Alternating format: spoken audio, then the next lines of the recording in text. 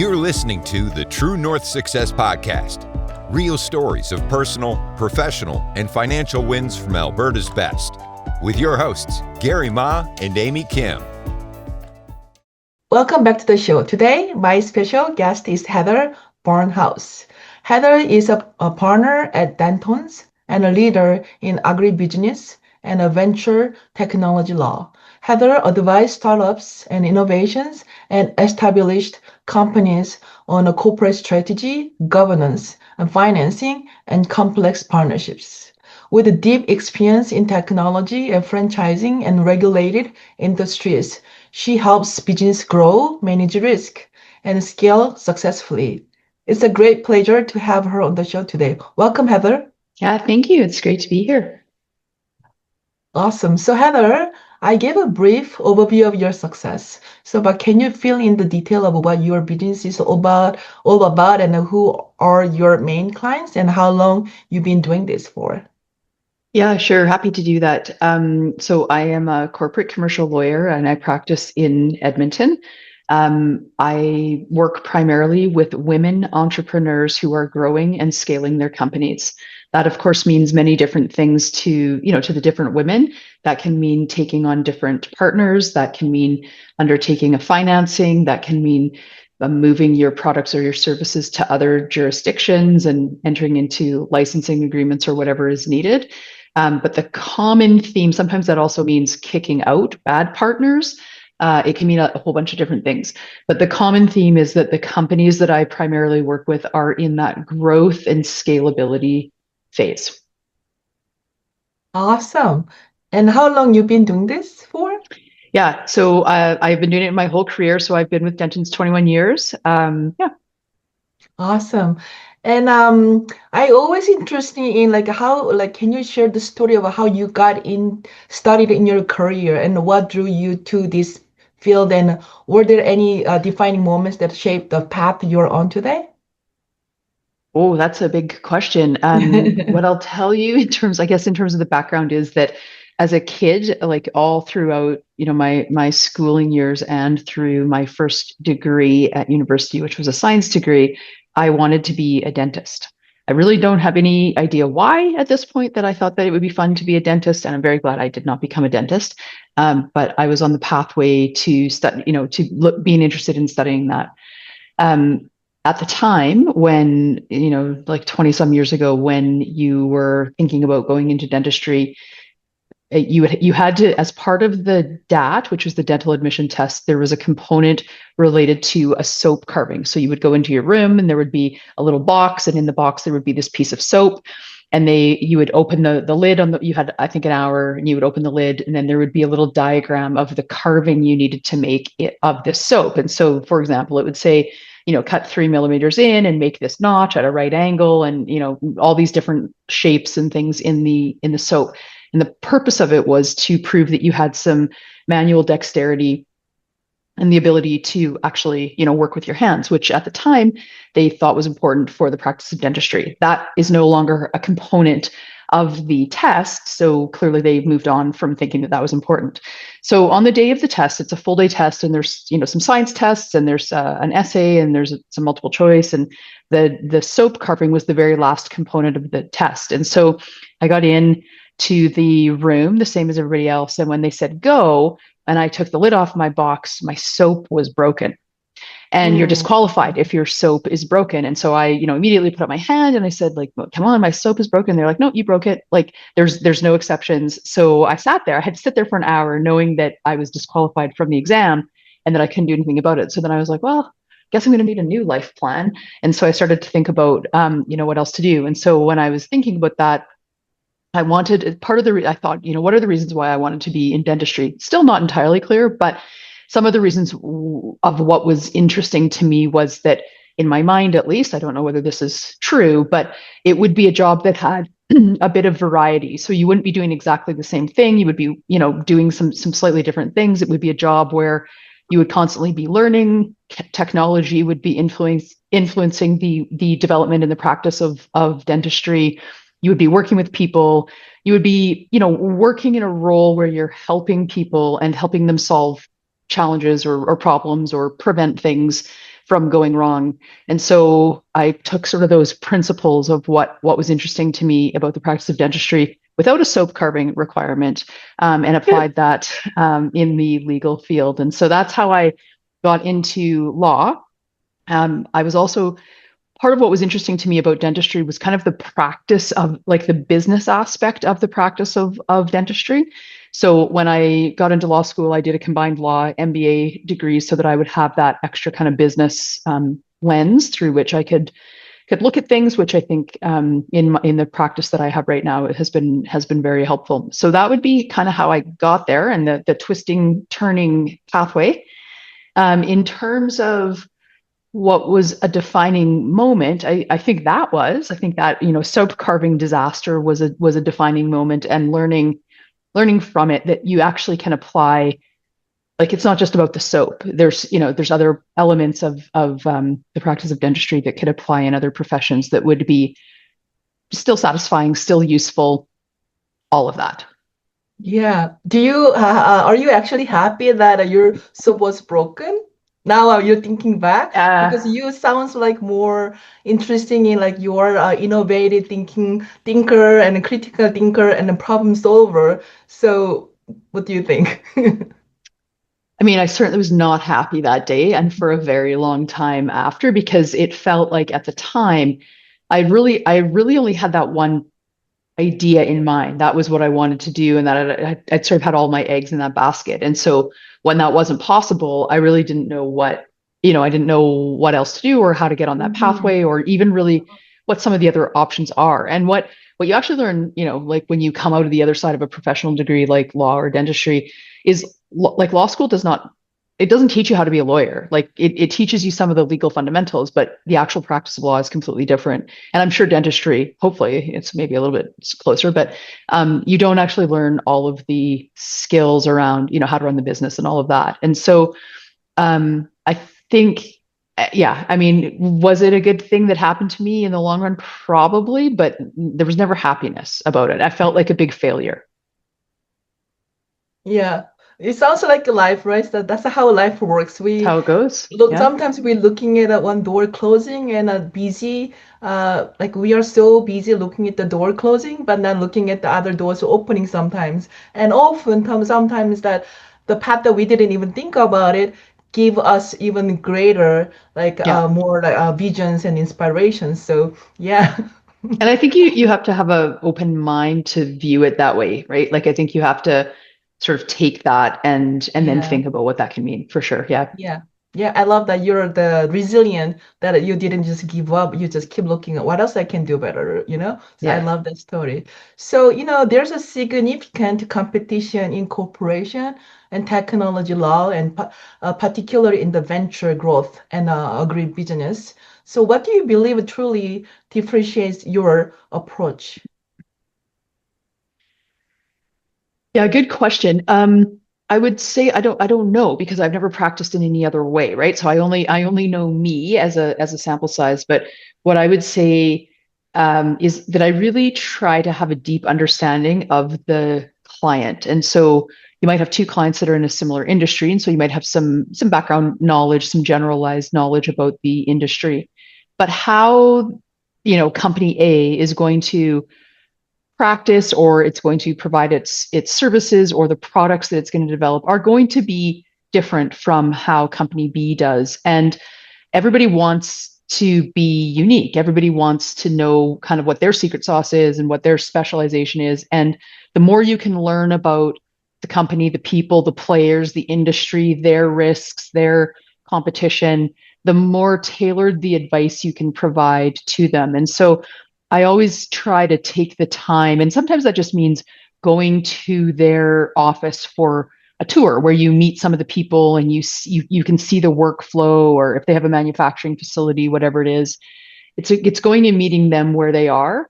And I mean that both physically, go and meet them where they are, but also some clients are very, very early on. Some clients have not invested in, I don't know, policy, process, those kinds of things. And some of them are more sophisticated. Some of them have supports in place. They might have a CFO as an example. They might have some other executives who have done this before. And if they're further along, you can sort of take advantage of that and work with those people to help them get to the next level. If they're not, you need to meet them where they are and say, okay, what's our biggest bang for our buck? Like, what is the difference we can make? We may not be able to get all the way, where they want to go, but what are the things that we can actually do to get there? And so I think that you can't get there. You can't help your client be successful if you don't invest the time and meet them where they are. Yeah, I love how you actually take a time and actually, to visit their site, learn about their business and meet people and learn about the process and objectives, what are the challenges. I think that makes a huge difference rather than like someone just go by the textbook and try to fit it into the whatever they learn, like it's like a cookie cutter kind of a way. So I Mm-hmm. love that story. So for anyone listening who is navigating the challenges of growing a startup or managing complex partnership or scaling a business in regulated industries, what advice would you give them? And are there any like key habits or strategies that can make a real difference in the achieving long-term success? Yeah, there won't be a one size fits all answer to that question because, as I just said, I think every business, every client is unique. But there's a few things that they can do to help themselves. One one thing they can do is to understand what problem they're trying to solve. And that can mean a lot of different things. So, for example, if the problem they're trying to solve is to get money in the door, you can solve that problem through going to a bank, getting a loan, getting an investor, raising capital, signing, getting grant funding, asking your staff to lower their wages, take shares instead of payment, like wages. So there's a whole bunch of ways you can solve that problem. So if the problem is I want cash in the door, that's one problem. And then there are a range of solutions to address it. If the problem is I want smart money, I want an investor who is going to give me money, so I still maybe have this cash need, but I want an investor who is going to open the door for me to introduce me to whoever I need to be introduced to, an industry thought leader, a politician, somebody, a regulator, whatever it is, so that you can actually, like, you have the secondary agenda item, which is to move the needle on a particular item. Then your range of options to get your cash in the door is much narrower because now you're not going to go to a bank unless they're going to start to open a bunch of doors for you. You might not ask your employees, to reduce their wages and take shares instead, because that doesn't help open the doors, solve the problem that you're actually trying to solve. And so getting a lot of clarity about what problem it is you're trying to solve, and also thinking the habit of thinking creatively of a solution. So I would say my best clients come to me and sometimes they're really terrible ideas, but at least they come to me and they're like, here's the problem. And here's some things I've thought about of how we might want to solve it. And then, we can talk those through and say, well, this one has this barrier or this one has this problem that we would have to understand. But through that discussion, sometimes you can then say, well, but we might not be able to do exactly that, but this opens up, some other thoughts in a different area. So know what problem you want to solve, have done a little bit of thinking about what that is, and understanding your risk profile. Are you willing to do this at all costs? Maybe not. Do you want it to be legal? Well, that's a good idea. Let's maybe stay on the right side of legal. Sometimes people say, this isn't a great solution, but it's the best of our options. And I'm prepared to move forward in this way. Some people say I'm not prepared. I'm only prepared to accept a solution that has zero risk. And that's very, very hard to craft a solution for because most things have some risk. And so then when somebody says to me, I don't want any risk, I then have to sort of ask a bunch of questions. Well, what does that mean? Like, what risk are you actually not wanting to take on? And so having thought a little bit in advance of the conversation. And then I guess the last one is like act early. Don't wait until you're pushed up against a deadline where someone's doing due diligence on you in 2 minutes and you're not going to be able to answer these questions or you don't have your information together. Be proactive because those things matter. They matter they give you runway to solve an unexpected or an unanticipated problem, but they also show your potential investors, in the example that I was talking about, that you are prepared, that you are diligent, that you are actually, sort of trying to move it forward. So I would say those are some habits that will set you up for success more times than not. Sometimes you can be lucky, and despite having no plan, despite having not done your homework, a great opportunity lands on your desk. But your ability to execute on a great idea, I think, is enhanced by being proactive and thoughtful and diligent. Wow, wow, that's such a great advice. I really enjoyed that. Thank you so much. Of course. I'm in a real estate industry, and I often see, like, I remember you said that sometimes that partnership also, you helping with a partnership, bad partnership, resolving some issues. And I see a lot of some people in a real estate sometimes struggling because of the bad partnership. Um, I can, and then like, like sometimes they just almost give up. I don't know, is there something I can do about it? Um, would you be able to share some stories that how you were able to step in and able to help that kicking out bad partners? I have a great story about that. It's from a very long time ago, and I had an entrepreneur who came to me, and he said, "I'm going to start this partnership or this company with my friend. We've been friends since kindergarten, best friends. Nothing can ever go wrong." I said, "Oh, okay, interesting. Do you think maybe we should put a unanimous shareholder agreement or a USA in place so that if unexpected things happen, and those unexpected things could be death, disability of either one of you, it could be that you have a fight, you don't get along." And he said, "No, no, no. Like, we don't need any of that. We're friends, and lawyers, all you want to do is make money. There's no need. This is not a case where we need any sort of protection." Okay.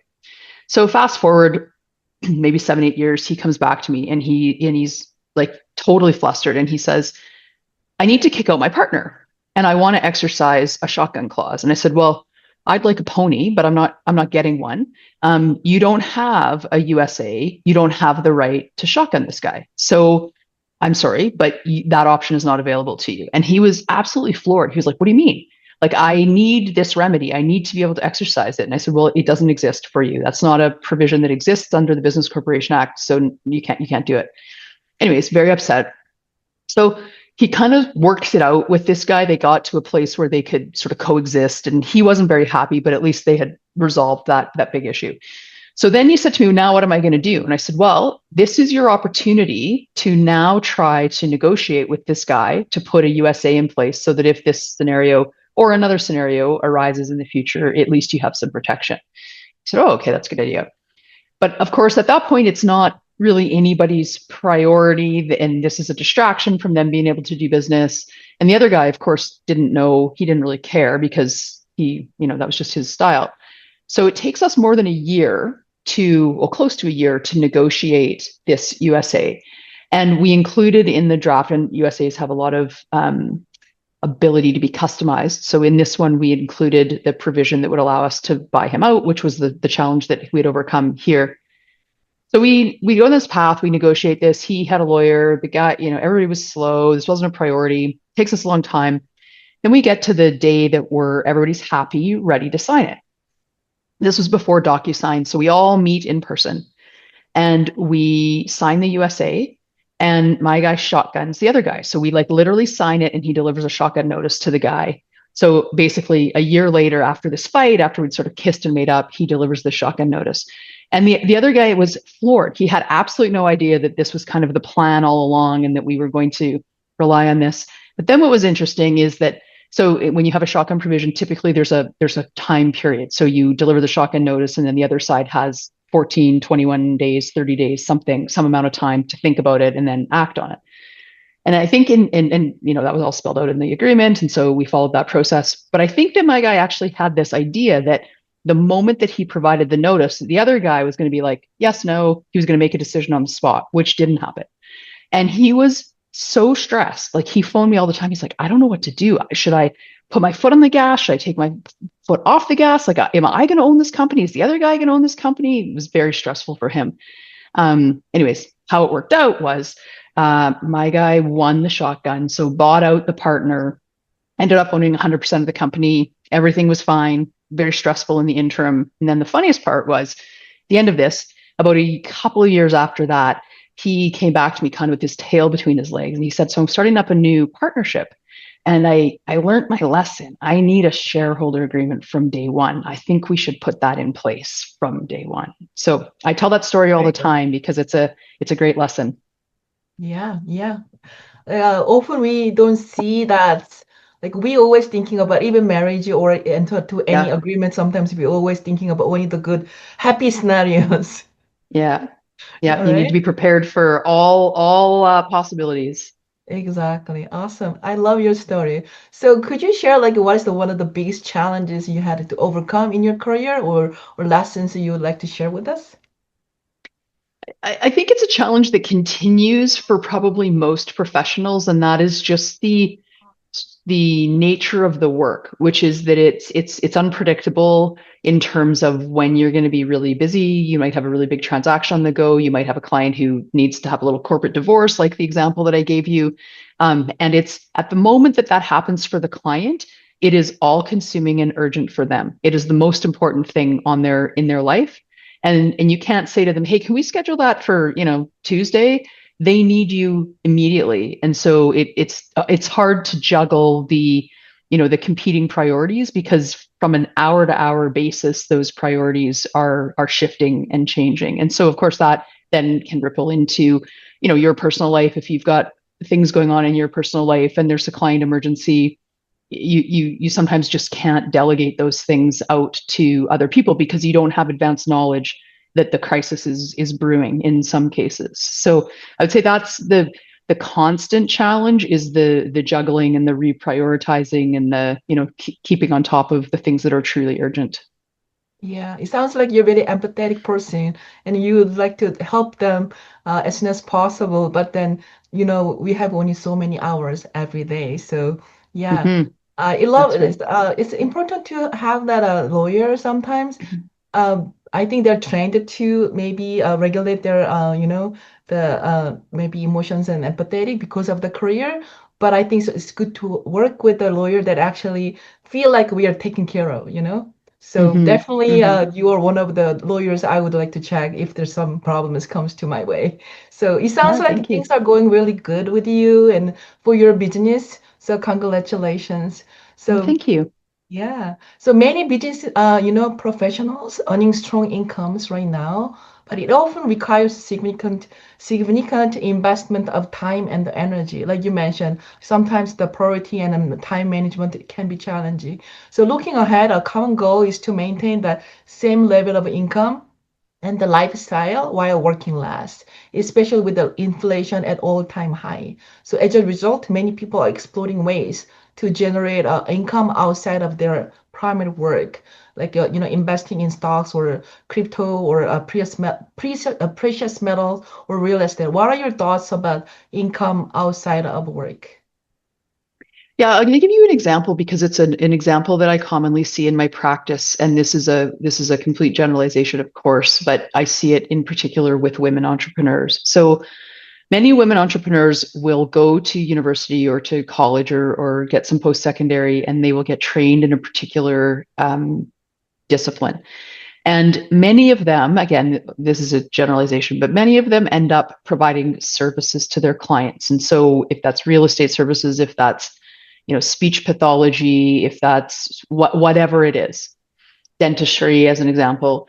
And they get out of school, they start to do that, and then they get good at it. They get really good at doing what they're trained to do. And then they start to say, you know what? Like, I could do this better. I could make a better mousetrap. I could provide this service in a better way. I could do this, I could do that. And so then they say, well, I'm going to go out and I'm going to start my own business because I have a better way of doing it. So they go and they become entrepreneurs, and they polish their craft, and they do all of that. And they get really good at that, and they get a team behind them that helps them do all these things. And then they say, well, now I could incorporate a technological service or a technological product that will make me more productive. It will, maybe take, like, AI is a great example these days. That'll take notes for you, that'll provide summaries, that will do, scheduling for you. There's lots of software in and around accounting, bookkeeping, all customer managing customers, all those things.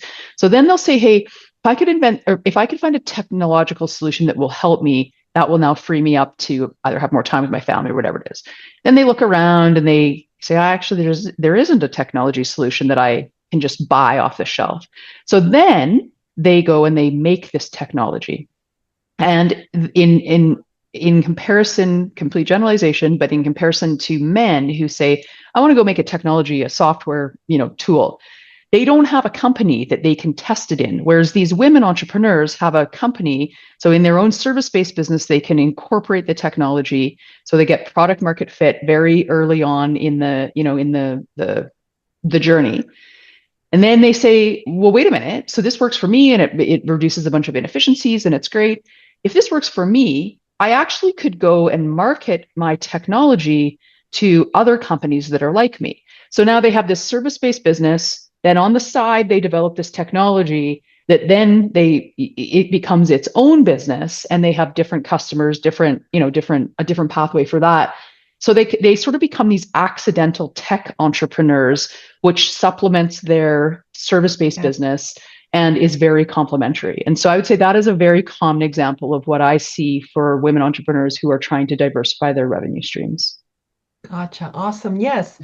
That makes sense. Like when you're trying to solve your problem, and once you find the solutions for yourself, why not helping other people solve problems? Of course. Yeah, it's awesome. a great solution. Exactly. So, okay, so as I wrap it up our interview, what exciting plans or initiatives do you have coming up over the next 6 to 12 months? I think there's a lot of exciting things. My clients are always up to really exciting things. So, there's lots of projects in the pipeline and lots of opportunity for clients to influence particular outcomes or industry trends. And it's exciting to be along on the ride with them as they do that. Awesome. Okay, Heather, thank you so much for your time today and sharing some of your great insights and tips with us. So it was a great pleasure to have you on the show today. Heather, if people would like to connect with you, how they can get a hold of you? Yeah, thank you for asking. I'm on the Denton's website, so that's DENTONS, and you can look up Heather Barnhouse. People can connect with me on LinkedIn. Again, it's Heather Barnhouse, and all of my contact details are on the Denton's website and on LinkedIn. Awesome. So we truly appreciate your time and the perspective you brought to the conversation. Thank you, Well, thank Heather. you for having me. It was a pleasure. Want to share your success story? Apply to be a guest at TrueNorthSuccessShow.com/guest. We'd love to hear from you.